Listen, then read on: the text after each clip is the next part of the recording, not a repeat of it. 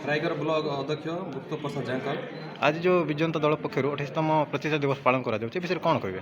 आज विजु जनता दल तरफ रायगढ़ ब्लॉक तरफ आज जो आमर विजु जनता दलर 27 वर्ष पूर्ति आज 28तम विजु जनता दलर आज प्रतिष्ठा दिवस माने आज पालन करूँ। आज खुशी सहित आज ये अवसर में 26टा पंचायत आमर माने समस्त आमर सरपंच समिति आमर कर्मी भी आज उपस्थित थे। आज सारा राज्य रे आज प्रत्येक निर्वाचन मंडल मध्य आज यही प्रतिष्ठा दिवस आज आम आज पालन करने जाऊँ। आज देखो आप जानी थे दीर्घ आम 27 वर्षर शासन जो माने अनवरत भाव जो शासन करते ओडिशा रे जो आमर कंटिन्यू जो लोकों मनरे आज भी लोक पूर्वतन मुख्यमंत्री नवीन पट्टनायक महाशय आज भी मन जुरुंट आज भी मन पकाउं सारा राज्य नुहे बाहर राज्य में आज पर्यंत लोक मन पकाउं मो शासन को आम आशा करूँ आगामी दिन जो रहा 27 इलेक्शन आगामी दिन में आम के